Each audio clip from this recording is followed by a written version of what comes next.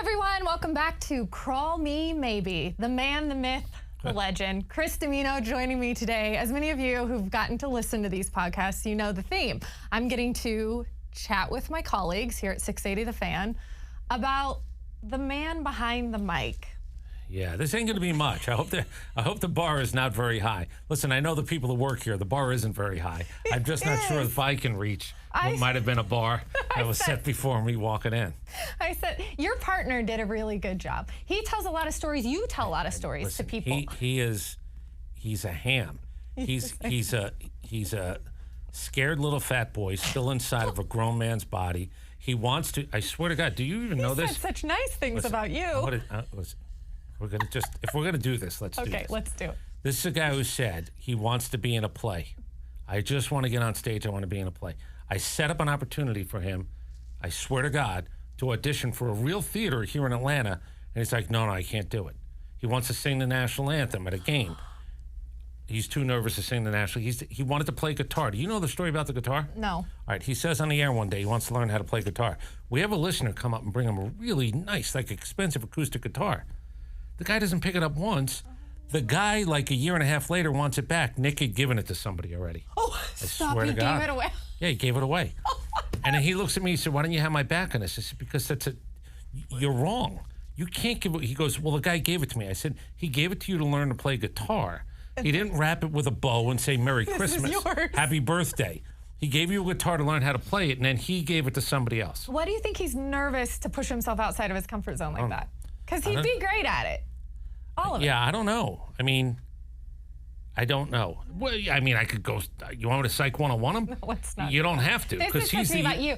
See, this is what he does best, deflection. You've already turned your podcast That's right. into somebody else's. Thank you. And I don't want to do that today. This is about you. I could go to his mom. I could go to his grandmother. I can go to his brothers. I can go to his father. He is the easiest person to dissect. I'm 62 years old. I've met a lot of people. There's no one easier to dissect than Nick Cellini. It's like people go, oh, you work with each other so long you can finish each other's sentences. I said, no, I know him to his core. That's why I can finish the sentence. Could he do that with you? And yes. Who would he go to in your family to get the raw, this is where this stems from, this personality? My father. Okay. My father. I'm my father, except I don't smoke 3 packs a day. Because I could read. No, you won't even smoke with Ron Washington when he asks you to. Or Frank Howard. I could read the side of a cigarette pack. You know, my father obviously wasn't smart enough to read about these things killing you, because it did. No, he would go to my father. I'm anxious. My daughters are in college. I want to text at the end of the night. You're back at your apartment. When they're home, I will stay up. And that's my father. It's everything I swore I wasn't going to be. I don't yell. Like, it's crazy. My father was an Italian from Brooklyn who didn't yell. He lectured. He didn't hit. He lectured. And that's me. I don't, I've become my father. So Nick would absolutely know that all of, like, my shit is, it's not bad shit. The guy, you know, they were married for 40 plus years and all that other stuff. Like, we're decent kids. But my anxiety comes directly from my father. From my dad. Okay. Yeah. And I'm on... You are on every medicine known to man. I'm on I'm pills. aware of. Yeah. I was never on, I didn't take a pill till I was 58. My oldest daughter turned like 16. I was like, yeah, give them to me. Give them all. And as my wife says, why don't you take 2 today? No. Swear to God. You should wear a shirt that says it. Why don't you wear 2 today? Yeah. No, she'll tell me when, hey, why don't you go take another one of those things? No. Oh, no. So I'm on them. Okay, biggest lecture your dad had to have with you. What was the reason? What was the lesson behind the biggest lecture? I know exactly what it was. I was one of those kids. You're right. You're 14. You're a kid. You're a kid. 100%. Yeah. I was one of those kids. I wanted to make my own money. I was always like, I cut lawns from my time I was 12. It was never about money. I never took advantage of my parents. When I was off the payroll, I was off the payroll. Like, I was off the payroll pretty young. So it was never about not being responsible. What it was about school. I was the kid who was bored. I was the kid who didn't want to do my homework. I was the kid who just said... Understood. Yeah. So he basically called me out because I'll never forget, my junior year of high school, I had a first period history teacher, Bob Balaban, who I liked a lot and who liked me. But once baseball started, or baseball was about to start, third quarter, I decided first period wasn't for me. I mean, I'm a junior. I'm playing varsity. Who needs first period? 100%. Yes. Who needs American history from Bob Balaban's mouth? Well, I decided not to show up a couple of too many times. And he literally said, well, guess what's going to happen? You're failing this semester. And I said, well, that's not even a thing. Look at my test scores. He goes, oh, no. It's a thing because I'm telling you it's a thing. And I basically had to go back and explain to my father that there's a really good chance I'm failing a history class. And it was because I didn't show up, and it's because I had a car. And I just decided that going to breakfast or not going to school was life. Like, why did I need it? Life got in the way, Yeah, sure. so my father let me know. He said, well, that's not really the way it's going to work, and it's not going to work around here. That car, give me the keys. Oh. Yeah. Okay. So it was like the phone before the phone. The car has always been the greatest fix the problem. You don't get the car. And, and then it was the threat that, my baseball coach, Guido de Torres, had to get involved because I was failing a class. And, he let me have it in a different way. Sure. My father lectured. Guido got a little bit more louder. But yeah, so I got it from both barrels. So I'm a lecturer. Like my kids, I used to sit there and think, if he just hits me, it'll be over. Just hit me. Throw me down a flight of steps. I think my kids went through the same thing with me. If he just hits us, it'll end. So much quicker than, well, that's painful. That's a painful thing to sit through. Can I ask Emotional. you this? Well, you're not supposed to be asking me anything. I'm going to ask you a question. See? The one thing that did work. I have 2 daughters. My daughters would rather have me mad at them than disappointed in them. Yes, 100%. And I think that stems from, because that's how I felt about my dad. I'd rather him be angry. Just please get angry. And I think my kids, but it's not a bad thing. Like, they learned that disappointing me was a really big deal. So, Yes. Yes. I didn't mind it probably depends on how the kid's wired, right? Because everybody reacts differently to different, reactions from their parents. But yes, it's how they stayed in line. As a girl who looked up to her father, Right. for me, the worst thing was on a basketball game if he just left the gym versus if he just stayed around to yell at me afterwards, and he never did. He just left, and that meant he was disappointed in me for whatever reason, performance or how I acted. It didn't matter. He was disappointed, and that was brutal. We're big on you carry a name, your last name. Yeah. You carry your last name everywhere you go. So there you go. Did you pass U.S. history? I did. I got a D. Okay. He gave me a D that semester. Okay. I got an A the next semester. I told him, and I really liked him, but he was teaching me a lesson. It was maybe one of the last times. I don't know if I'm hoping teachers are really good now, and there's reasons why they do things, and there's not a lot of give up. That was not a give up on me. He needed to prove a point. He was absolutely right. I thought I was bigger than the moment, and me going to first period just felt like, why do I have to? I can see. He got me. He was right. My dad got me. He was right.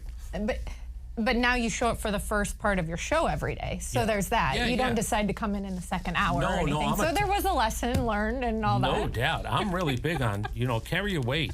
Be a good teammate. Like, I'm really big on those things. And part of it is that every once in a while, you can't use boredom in school. And I'm sure I'm not. Oh, no. The only one. But yeah, so my grades were B's good. Why isn't a B good enough? That's a B.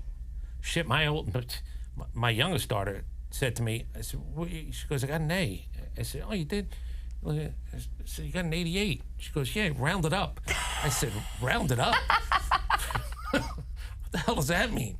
88's a B. It's not a bad way. I don't care what country you're in. Round it up. When you say, okay, B's good, or whatever it might have been, did you already know what you wanted to do with your life at that age? No. Because for some, B's might not have been good because, hey, Harvard was the goal or whatever. Yeah, no, that wasn't it. Did you already have it figured out? No. I just figured out, I will tell you, I figured out, I didn't do as well as I could have in school, which, whatever. But I knew that I would be okay. Like, my cockiness was, I'll be fine. Because I really, and I've said this again to my kids, and I said it to the interns that we have here, book smarts matter. I'd rather you be street smart than book smart. And I knew really early that I had street smart. I don't know how Thanksgiving worked in your house. You have a big family? I was just going to say, you must have an example you of have a big family? I have a very big family. Okay, so at Thanksgiving, what do you have? You have an adult table and a kids table. Yes, well, yes. Okay, so I had an Uncle Nick who determined Who sits where? Who sits where? And by the way, he also, much like in baseball, they could send you down. He could tell you right in the middle of a meal, get out, you're back at the kids' table. Or he could tell you, you're not ready for this conversation. Or he could tell you next year you don't get to sit at the adult table. Eesh. Like you can get promoted and demoted. I was the youngest person in our family who ever sat at the adult table. And I knew, I'm not even kidding you, I knew that's how I was going to get by. So a B was going to be fine because it got me done. It's crazy. I'm a type A personality. I'm anal about a lot of things. But I wasn't anal about the grade because I just said, I will make this work, whatever it is. And I had no idea what I was going to do. But I will make it work in a way that a book-smart kid won't. I'll have an advantage over a guy who went to Harvard in certain circumstances. I will have an advantage over, no matter what your schooling was, I'll have an advantage. Did Mr. Dimino buy into that? Did Dad believe in that? No. Okay, I just wondered. Because you bought into it for your daughters to a degree. Yeah. I've heard you talk that way. Yeah, but he didn't feel that way yet. No, and here's the crazy part. My dad didn't go to college until he started work. He graduated high school at 16, skipped 2 grades, wanted to work, wanted to get into the military. My grandparents wouldn't sign him up. He was too young. Then he got a job at Chemical Bank and worked there 41 years to a vice president's role because as much as he told me about school, he was bored as well. Like, I didn't find this out till I was kind of an adult. So, again, want to go back to how easy am I? I'm my father. You know, I didn't think that sitting in Western Civ in college was really going to be the thing that put me over the top as a human being. Yeah, no. Really? You don't say. I didn't think so. But how did it change with your daughters? Like, 1, 2, this is a 2-parter. Yeah. How did you change when you had your first? And then how did you want to father somewhat differently? So I thought, and I said this, I thought that's it. My kids are going to know that that's it. I don't want to yell at you. I certainly don't want to hit you. That's it. I found out quickly that that's not really a thing. It's not a great plan. It's not great. It's actually not a plan at all. Yeah, well, I thought it was. I thought it was a really good. Whoa. No teenage girl thinks that's a plan, for the record. Well, but even younger, kids crying at a restaurant, kids throwing a fit at the mall. That's it. It's over. I don't even have to say anything. Just a look. Yeah. Yes, that's what I thought. But I realized, okay, that's not really realistic. With me, I had kids later. I was 41 and 43 when I had my daughters, 41 and 43. So I had lived. Absolutely. My wife didn't, according to her mom, the first time I met her parents, her mom let me know that, oh, no, Carrie doesn't really think she's really going to get married. And I was like, oh, okay, that's kind of interesting. So I was not in a rush, and I was, I think my mindset was, if it happens, it happens. If it doesn't, it doesn't. We couldn't have a kid. 4.5 years we went trying and didn't have kids. So, like, I'm not even lying about this. Like, I can, bullshit or just exaggerate my way into a story. But I thought it was done. I thought this is not medically going to happen for us. And then when it did, like, I'm not going to oversell it. Oh, it's a miracle. But it was interesting that when you think this isn't going to happen and you go from months where you're angry, to then you just kind of realize, okay, God's will and whatever, we're going to be fine and we'll get through this. Then all of a sudden you go, oh, wait, maybe I was supposed to. I'll tell you a story. We went to 3 specialists. I hated the first 2. I was ready to throw them out a window because it was all medical. It was all just medical. And then, she had some tests and I had tests done and whatever. And I could joke about that. I held the bag in the elevator twice. I brought You've been there. I brought my supply. And by the way, I will say that we saved a message on our machine before we got pregnant because if you didn't laugh, you would cry. Yes. I left a message on the machine. They called one of my trips up the elevator with my sample. They called and said, Mr. Dimino, I got to tell you, your numbers are outstanding. We saved that message for like 1.5 years. I'm not even lying. I put my fucking scores. Honey, my bullets are just fine. I put my fucking scores on the refrigerator like it was kids' artwork. Stop it. They gave me my percentiles. I put them up there like it was art. No wonder Carrie loves you so much. So the first 2 times it was terrible. I was so angry. It was like, oh, no. And then she was on shots. And so we went to a third, Hilton Court's his name. Dr. Hilton Court, he passed away. South African doctor. And I went in and I was just like ready to be angry with him too. Because we were like, what are we willing to do? Right. Okay, we're willing to go the whole way, but we need to. His name was recommended to us. We go in, not one medical thing the whole time. And I said, okay, Dr. Court, this has been much more pleasant. But I said, I really feel I'm a God's will guy. That I don't know if I want my wife to be subjected to, and I didn't understand all the science, of more shots. And then, are we going to take out eggs, and we're going to freeze eggs, and we're going to do all that stuff? And he looks at me and says, like, this is when you know. It's not because he went to medical school he said this. He didn't learn this in a book. It's exactly what I'm talking about. It's street smart. He looks at me and says, what if it was God's will that I went to medical school? What if it was God's will that you came into this office today? And I was stumped. I mean, I walked out of there. We got in the car. I looked at my wife and said, I think he's right. But like that was not something he learned in a book. So I think when we had our first and then had our second 2 years, 6 days later, my responsibility, my thought of responsibility did change. I'd been responsible, but my thought about what responsibility is was taken to a brand new level. I get that. Yeah.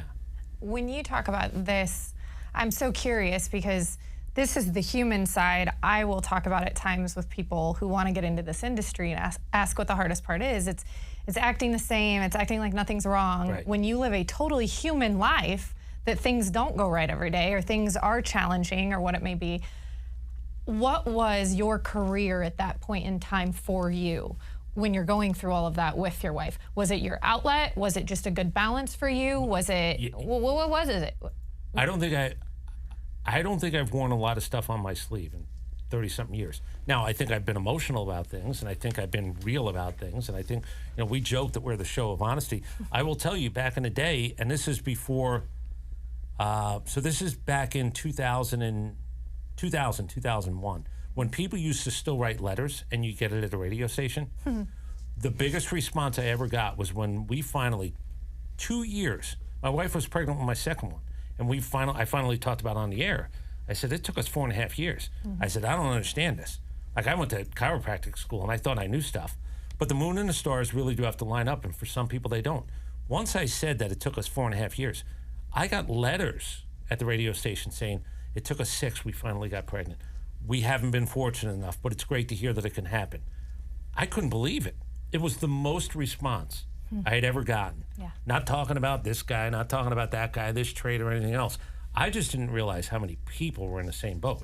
Now, I was in the doctor's office a couple of times going, okay, well, I realize that it's not working for everybody, but you just think, I spent the first 40 years of my life going, it ain't me. I'll get you pregnant from across the room. I mean, and then I'm like, oh, wait, maybe it is me. Like, I really, when we were going through this, Evander Holyfield's got a lot of kids. Yes. And I've said this on the air, so I don't really feel bad about this. I played in a celebrity softball game, and I had Evander Holyfield pick my wife up, just kind of hoping that. Oh, so maybe it would work for him. Open. Yeah, I thought floodgates might open. It's a true story. We got a picture of Evander Holyfield holding my wife, and when he put her down, like, he didn't really understand. I said, oh, listen, I don't want to go into too many details, but it's not working right now, and it's been a couple of years, and I just thought, you got a magic touch. And I even said to him, I said, she might be pregnant right now. Who the hell knows? Jeez. So it was very human, but I didn't bring it into the But then studio. your daughters would have been very different. Who knows? It may not even have been daughters. Could have been. I got to tell you, I don't even know if they're mine. I mean, Get out. At this point, Quit. At this point, I'm 22 years in. They better respect the fact that I've paid tuition. Well, I know that they do. How did they like growing up with Dad on air? They knew it was a little bit different. There were times that, you're at a restaurant or in the mall and somebody would just say, and here's the good news, and thank you very much to anybody who's ever done this. Thank you for pretty much only saying 99.9% of the times nice things when you bump into somebody. Because my children are here. My children are right there. I don't think it would have been great if they were growing up hearing in restaurants or in the mall, hey, asshole. It's the stupidest thing I ever heard that you said last week. Most people were very nice. My kids thought something is up. They just didn't really understand what it was. We took them to Braves games early, took them to Hawks games, Georgia Tech games. So they were out and they were exposed to it a little bit. They don't know anything. It's amazing. Through osmosis, they should be bigger sports fans, but they're not. They could have been. I mean, I get random questions. Dad, what is that? It's a fucking first down. What do you mean, what is that? You've lived in this house for 18 years. So then you balanced it well then. You didn't take work home necessarily or whatever, because that No. I didn't pretend they were my sons. I dressed my little one. I didn't do a great job with her. She did look like the son we never had. She was the big soccer player though. Yeah. Yeah. Lots of injuries too. Wasn't a very, Ugh, bless her heart. Yeah. She wasn't a very good looking baby. Oh, stop. No. It's Nobody's truth. a good I used to tell people, I said, it's okay. Were you a good looking baby? Have your parents ever told you? Do you know what my nickname was? Of course you were. No. Beauty babes? I don't know. No. What was your nickname? Was this before or after you stuck the bobby pin in the light, the before. switch? Or I was electrical known outlet. in our extended family as Il Duce. That's Mussolini, people. I was bald, fat. They would put me on a table, a kitchen table. Just give them another bottle. Hey, Mussolini over there, Il Duce. I look like Mussolini. I'm not even kidding. I wish I was making that up. People used to stare. Like my uncle Nick or Aunt Lucy would say, hey, Il Duce, get over here. And people would be like, oh my, and then they'd look and they go, oh yeah, she's kind of right. I did look like Mussolini for a few years. But it's worked for you. I mean, it's totally played into this role. My youngest daughter. Yes, not. Youngest daughter. I used to tell people, don't lie. It's okay. My older one, very good looking. My younger one, you don't have to lie. There was a day, God's honest truth. Again, like things that you remember. You know, you bathe kids like you're in a tub. You bathe. Yes, of course. She's more than 2 years old. We've lived with, her hair won't grow. Like, it was just weird, strange. And I'm giving her a bath one day, and I go, oh my God, I call my wife and I go, it's a miracle. She's beautiful. I'm not even kidding. Like, it went from miracle water one day, because her hair was and then like when I went, I was like, oh my God. I literally called my wife in. She's beautiful. She's passable. My goodness. I used the word beautiful. I said, now she looks like our daughter.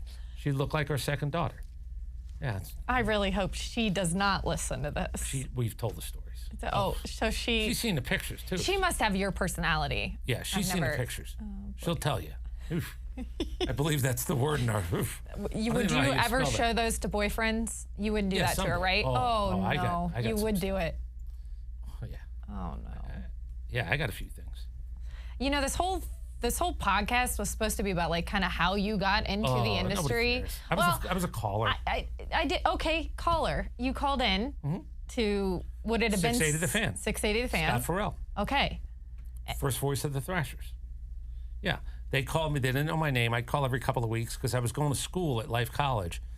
To be a chiropractor? Because you did drop that real quickly. It did not get lost on me, though. Yeah. You didn't follow through. It just got boring. Why not chiropractor? Dr. Dimino? So, yeah, believe me, I would have used that like that has a nice business. Ring to it. I would have used that on the really air. Good. Yes, I'm a doctor. Dr. Dimino. Except I would tell people, no, I went to chiropractic school. Sorry, I'm kind of a doctor. I left with 9 months as a student in good standing and didn't go back. The Braves won the World Series in '95.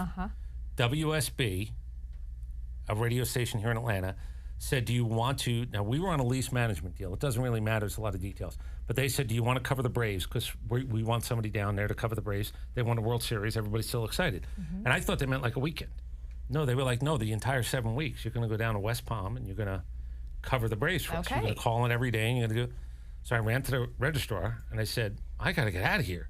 I said, but I'll be back. And then I never went back. So my wife will tell me $60,000 hands that do nothing. That's what I got. I got $60,000 in student whatevers that I didn't do anything with. Yeah. But that's the story. That's the story. That's God's will. I had to make a choice. So the choice was right after I got back from Florida. Do I go back to school? Right, because I was working full time. I was doing morning drive. Then I was doing afternoon. Then I was over at WSB doing mornings. And it was kind of like, okay, I was down there for 7 weeks, and I really got to decide if I want to go back to school, and I didn't. You went after that Braves thing because you'd always had an interest in it, or you knew somebody who asked you? Like, I missed that. You called in and they said, do you want to do this? Just because you were a great caller? Yeah, that's what happened. They hired a guy who had a New York background, WABC in New York, and a Philadelphia background. And he said right after he got there, I'm looking for something, I don't know what it is. Now, 680 was only a few months old. Yeah. I moved here in 93. Okay. Sports Talk Radio in Atlanta started in earlier 93. I moved here in July. I was on the air in September. And I called him like 3 times over like 2 weeks or 3 weeks. And the new program director said, I'm looking for something, I don't know what it is. A guy by the name of Robert Wolf, who was the producer, said, there's this guy that calls. We don't know his name. We know nothing about him. Scott Farrell calls him Jersey. And he hung up on Scott the 3rd time he called. Like, Scott Farrell asked me a question. I said, we're not at that point in a relationship, when I hung up. And the program director thought that was pretty funny. You really are the man, the myth, the legend. So Jersey, when you grew up in Jersey, who's your inspiration as far as play-by-play guy, or who was it you were listening to? WFAN started in '86. Right. So I heard Mike and Mike Francesa and Chris Russo. Pete Franklin was a guy who was a syndicated guy, but then moved to New York. So I heard I heard the first guys of the firsts. Yeah. And so I will just tell you, to end that story, the guy who hired me, I did a 5-person audition on a Sunday night. There were 5 of us in the room, and the guy who thought he was going to get the job was running point, industry term. He had 3 guys, the way the studio was set up, 3 guys to this side of him, and I was to this side of him. And in the first hour, he started to turn his back to me. He's literally like, he said, oh, this guy's the caller guy. He started to, there's no doubt, like without saying it. No. We go to break after an hour, and I walk up and say, listen, we don't know each other very well. As a matter of fact, I'm just going to tell you, though, I just became your worst nightmare. He said, excuse me. I said, yeah, we're good. I just became your worst nightmare. And as he's turning, like, the second hour starts, and he starts to acknowledge me, and I'm looking at him going, it's too late. Oh, what? It's too late.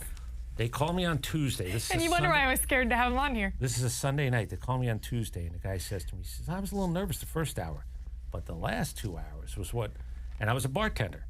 The guy who hired me, Mike Thompson, said, I'm hiring the bartender. If you forget that, I'm firing you. Greatest piece of advice I ever got. I'm hiring the bartender. If you forget that, I'm firing you.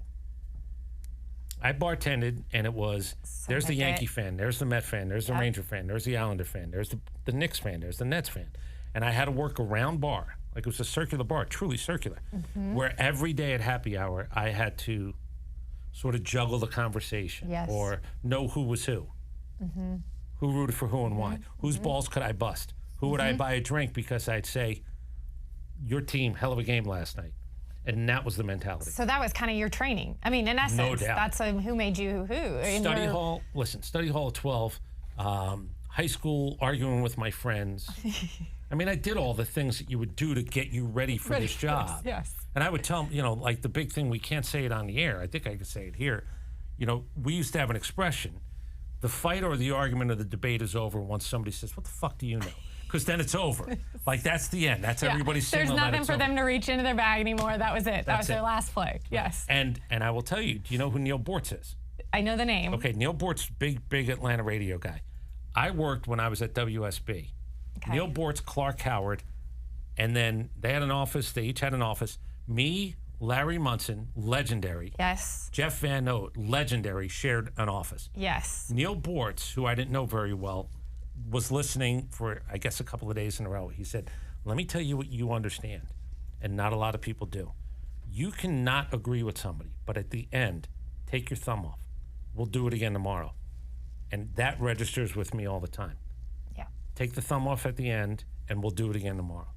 The ability to have that conversation. Yes. Nothing better than agree to disagree, fine, but have that conversation of where you're coming from, where I'm coming from.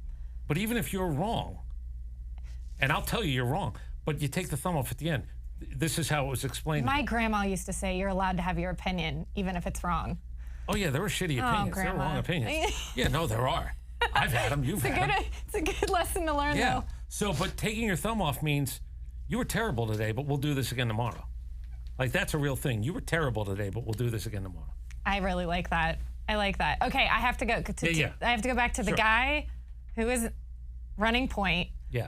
Turn his back on you. Okay, so this is why, to a degree, I saved Mr. Dimino here till the end of the getting to know our colleagues, because I was more nervous to talk to him than anyone else because of how good he is at doing this, at conversations, talking to people, learning people's stories, and I wanted to do right by you. Thank you. And that's why I was nervous and didn't want to ask you, but in flip, who were you most nervous to maybe talk to, sit down with? Athlete, person, your daughter's a talk. Who made you nervous to sit down and have a... Yeah. Well, thank you, by the way, for the other part. I'm not kidding. I've always said I don't ever want to do an interview is a deposition. If we're having a lawyer on, then you do an interview. Yes. Because I need I'm answers. Everything else should be a conversation. And I hate the word interview. I'm really a big fan of, is it a conversation? Ted Williams was not doing well health-wise, and it was towards the end of his life. What had happened is, it turns out that I did the last sort of longish sort of thing with him. But I was nervous about that one the night before. My line is, and I'm not kidding about this, I was more secure with the night before my wedding, when people go, oh, I had jitters and I was nervous and everything else. I said, shit, I'm showing up, she's showing up. With Ted Williams, I wasn't sure, because how it was given to me was, if he's having a good day or a bad day. You get the same reputation, right? Like, the first thing I said when I walked in here was, I'm sitting down with you today, and Gephardt goes, oh, he's in a good mood today, so this should be good for you. You get the same reputation over here as Ted Williams. Anyway, keep going. Well, sorry. I hope I don't die 3 months after this, because he did. No, he did. He really did. But it was... May he rest in peace. Yeah, may he rest in peace, because I was told, depending upon how he's doing, you might get a couple minutes, you might get 5 minutes. That's fair. 6. We did 28 minutes. He ended up asking me about my father. But the night before, I was like, it happened a couple other times when I spoke to Brooklyn Dodgers, because that was my dad's team. Same. So I found myself, when I talked to Duke Snyder and, Carl Erskine, and I met Pee Wee Reese. It was the only time I ever told my dad, like, this is a real job. But I think my parents, like my mom's line used to be, oh, just get a degree. Just get a degree. Like, I don't care what it's in. And my father's line was, man, if only you cared about shit that really mattered. Because even though he knew I was a sports fan, his thing was, you're reading Baseball Digest. Why don't you pick up the history book? You're reading, and my whole thing again was, the fact that I stumbled into this is great, but you can't force somebody to like something or have an interest in something they don't have an interest in. Even as a parent, you can't. Like, your kids are going to be, there's hardwiring, there's structure, there's what are the 4 walls, what's the relationship between you and your wife. Like, I have 2 kids who are completely different, just really, really different kids. Same genes, I think. Same rules, same house, and they turn out different. My dad used to joke about, when I got this job, I don't think he was sure if this is a real job. Yes. Like, I'm sure you had that. No, you might not have. Your parents same deal. Yeah, but your parents were probably loving. Like, my parents were really nice. My parents were loving people. My dad used loving, to look at this but and hard-nosed and work hard. And trying to be in sports was a real job? I don't think they had any idea what it was going to look like until being in it. No, not necessarily, but I think they knew, to your point, I've always been good at conversation. Right. It's what I wanted. And I will say I had multiple professors, to your point, tell me I'd be much better by doing right by them to go into politics, essentially. And I thought to myself, I want to wake up every day and go into a job that I get excited. And it's not that politics isn't exciting or telling the news isn't exciting. It was something that wasn't as fun as talking. I wanted to go to a job that was fun. So to a degree, yes, they were like, why don't you get a real job and talk about the news and talk about whatever if you're going to actually do this? Right. So you mean you're going to talk to a coach after a game that he wins and loses, and 3 weeks from now nobody will care? Yeah, I am. That's what I would really love to do. Exactly. But I found my outlet. It's funny because 2 baseball players, Robin Yount, George Brett, they played at the same time, the contemporaries. They're great friends. I sat down with Robin Yount, and we were talking about, like, his life in baseball. And he was already retired. He was coaching. And I really, like, we were drinking a beer. Like, this was back in the day when you would do one of these after a game. You're in his office, or you're in a trainer's room, and you're drinking a beer. And I'm recording. And he said, here's the difference between me and George Brett, both Hall of Famers. He said, here's the difference. I had a great time when I was playing.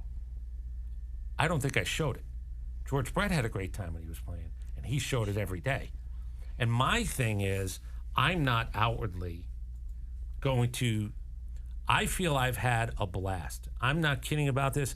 I don't think anybody who's ever done this has had more fun than me. But my definition of fun, or the outward part, might not be the same as somebody who is outwardly going to show you they're having fun. Yeah. Nobody's been luckier than me. Nobody has done, I guarantee you, of everybody's wish list in this job, yes, nobody's been lucky enough to check off more boxes than me. Now, I made a lot of the phone calls to get I was going to say, there's lucky and there's hard work. You worked very hard to line that up. But and you had a reputation that people were willing to sit down and do this. But I knew what I wanted. I wanted to talk to interesting people. Yes. John Glenn, Jim Lovell, Chuck Yeager, Sir Edmund Hillary, Sir Roger Bannister, the first 4 Minute Mile. Like we spoke to Matt Egger, our producer here, we spoke to 25 Heisman Trophy winners. We spoke to the first guy, Jay Burwanger, who ever won a Heisman in 1935. Didn't become a professional football player because there was no money in it. Became a businessman. Maybe 1936. We spoke to OJ. Yeah. So we spoke to 25 Heisman Trophy winners. We spoke to people who went to the moon. We spoke to a guy who ran for president. I spoke to President Carter. I sat and watched a baseball game with President Carter. Jeez. Like I watched a Braves playoff game invited by the Secret Service to sit one row behind President Carter so we can watch it. Like nobody has had a bigger blast than me. I just don't think, and again, according to what I just heard, he's in a good mood today. Aren't you lucky? I think I've had more fun than anybody thinks I've had. Because you don't show it outwardly. Yeah, well, because then we got to do the show tomorrow. And who are you going to get on tomorrow? And that's the anxiety part. And that's the type A personality. Like, we were told by a consultant many years ago, you know what you guys don't do? You guys don't hype yourselves up enough. I said, what? Yeah, you got to tell everybody. It was the Jim Rome thing. That was epic. That was classic. That was, nobody do. Blah, blah. I was like, I'd kill myself. Like, I honestly, I couldn't do it. I said, we do it. Self-promotion is not your way. But somebody else will determine whether it's good or not. We have to get ready for tomorrow. So that's why you get driven to, if you're going to do a podcast, hardball, talk to baseball players. If you're going to have guys on the show, find interesting stories. Like I've always been fascinated by interesting stories. Same, exactly. Everyone here has a story. Your story, we're kind of getting to, not really. Yeah, I want to go back to what your high school baseball coach and how baseball became the thing for you. I want to do all these things, but what I'm gonna do next, because we do try to keep this to 30 minutes. You've already been more than gracious with your time. No, we're gonna do a part 2. You just listed off. We will do a part 2. We will have to. But you just listed off so many incredible names and people and stories, and if you had a round table, let's go with five people on your round table that you got to talk to for an hour about their stories, Walt Disney. Dead or alive. Who are your 5? Okay, Walt Disney. Fascinated by the business of that company. Sure. How they were bankrupt really a couple of times. How he basically lost. It doesn't matter. Oswald the Lucky Rabbit. Yeah. That's how Mickey. I'm not even kidding. They got Oswald back. Do you know how they got Oswald the character back? I wouldn't know. They traded Oswald the Lucky Rabbit for Al Michaels. That's how Disney got that. Al Michaels went to NBC. What? NBC owned Oswald the Lucky Rabbit. It was Walt Disney's first character. It was stolen from him. They traded Al Michaels for Oswald the Lucky Rabbit. But he loses Oswald the Lucky Rabbit and comes up with Mickey Mouse. And then the whole thing becomes what it becomes. Okay. Nope. He did a TV show with ABC in the 50s to raise money to build Disneyland. They ended up, when they had no money, they ended up buying ABC. Nope. So no idea. Walt Disney is sitting at my table. No doubt about it. Okay. Chuck Yeager is sitting at my table. I had the good fortune to speak to him, but I'd like to spend more time with him.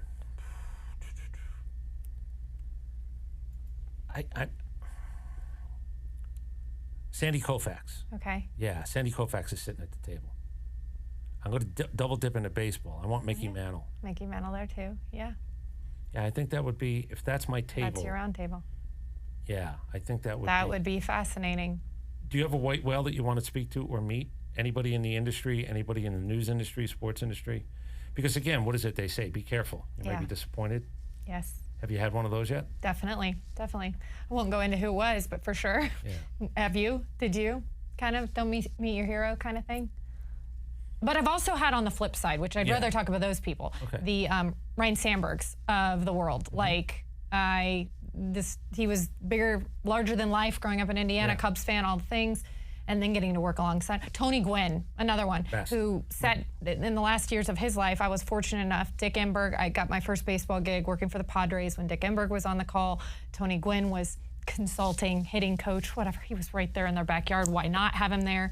And sat down with me almost every night at dinner, just to eat dinner, and the stories and what I learned about the game, because I didn't really grow up in baseball, right? I grew up in hoops and I played tennis in college. So baseball and the game within the game, and hearing Tony Gwynn, and you'll appreciate this story.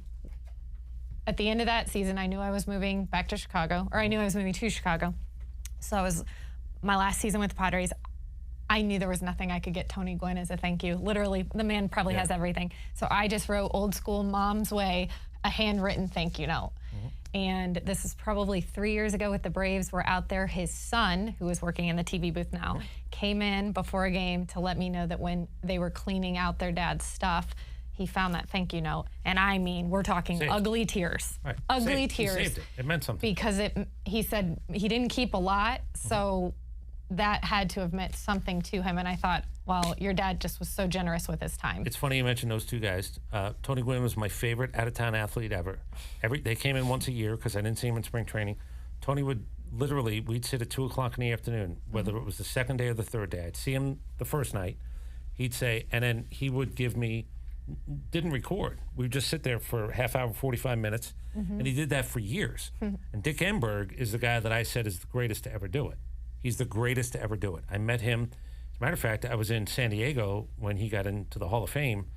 So it was the longest I ever had a chance to sit down with him. And I'm mad at myself for not recording, but it would have been completely different if I recorded. Yes. So I live with the idea that the conversation might have felt like a recorded one, as opposed to sitting with Dick Enberg for an hour. It was before they announced it. The world knew that he got elected into baseball's Hall of Fame, but he was out there for it. And it was about 45 minutes to an hour where I had an opportunity to just sit with Dick Enberg. And that was fantastic. Yeah. I never did anything official with him, never recorded anything, which is dumb. I'm mad at myself for that. But that was probably, if it was a one-off, I'd rather have that than something that we might have set up to record. So he was my window seat partner on the planes when we flew places. I think some of his other broadcast partners had heard all the stories. I had not, so I got the seat next to him, and I felt the same way. And I want to end on this because we will have a part two. But one of the things Dick did start to feel towards the end of his career, when things weren't the same as his prime, naturally, was you start to reflect on what your legacy will be. And he kind of shared with me at one point that he knew his legacy in the game and broadcasting would be thought highly of, but not as being a father. He said he missed too much with his kids, and if he could do it again, he'd do it differently. What do you want your reputation to be in this industry, whether it be through work or also naturally with your daughters? Do you know something I don't know? Is it over? No, I just, you've got a chance to make your legacy be. Am I bringing my playbook? See, this was supposed to be like a drive it home, well, Kelly. Thank you, drive it home with this. It's a hell of a 32-year run. I appreciate everybody. No, but we all have to think about what we would want people to remember about us, right? Or coming to work every day wouldn't be the same. I'd rather, again, it sounds, I don't know if this is a real thing or not. If somebody said, would you rather be liked or respected? I'd go respected. Now, that's not smart in a lot of ways when you work, and we're not in the radio business. Let me just also say this. I tell everybody that I come in contact with, younger or older. I've been to colleges to speak. I've been to high schools to speak. Whatever business you're in the people business. Whatever business you're in. I'm not in radio. I'm in the people business.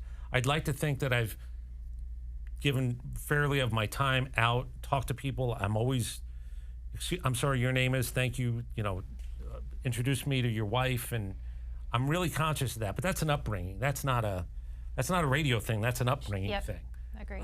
But being I'd like to think that people, I didn't mail it in.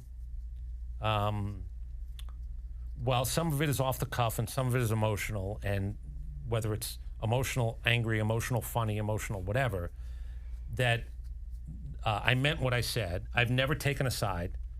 I've never done an interview with a condition, ever. Like if they say, well, we can't talk, I'm out. I'm not doing the interview. Just not going to do it. And I hope those things have come through. Like, that's not on a, you don't say those things very often. I mean, I'm saying them here because it's asked. But no interview with a condition. I've never taken a side pre-show. I've never played that version of a lot of what the media is doing today. Yeah. Debate shows, argument shows. Yeah. I couldn't live with myself if I did that. I hope it's that he gave his honest opinion. And whether you agree with it or not, or you disagree with it more than not, that's a you thing. That's fine. I can live with that too. But it was all genuine. That was the word I would use. Yeah, I'm an observationalist. I don't want to react unless I really have a basis for reacting. I think I have my head on a swivel. I don't just, you tell your kids, the world is not this or in your phone. Turn to your left, turn to your right, turn around once in a while, because there's shit happening back there too. I hope it came across that it was well-rounded enough to look all around. And we get many more years of it. God, that's what I trying to fool. Authentic and genuine. Those are my words for you. And you tell stories. That's not what I heard. I heard stubborn. Genuinely I heard asshole, scary at times, but genuine nonetheless. Mean. I heard that one. I hate that we have to wrap this up, but I've always stole 30 minutes of your time. We got to do it again. Chris Dimino, I hope you guys enjoyed it. Next time I'll make him pick up the phone and do the actual Crull Me Maybe. Hello? Yeah. You can sing Carly Rae Jepsen for us. Call Me Maybe. We didn't even get to his music. Oh my gosh, that's all. See, your love for music and all of that. So the phone is not just here for no reason? No, it's actually what I make everybody but you tends to pick this thing up at the very start of an episode, and you have to call your 10-year-old self and tell them what journey lies in front of them, what to be aware of. You're not going to marry Mary Rose Fugazi. You're not going to live in Staten Island your whole life, because even though it sort of felt like you might. And at the end of the day, you're don't worry, you're going to end up with 2 kids, and they're going to be more than just fine. Cool. Yep. All right, I got to go. You're only 10. Get off the phone. What a way to wrap it up. If not, I knew yours would be different from everybody else. We end on that note. Chris, thank you. All right, thank you.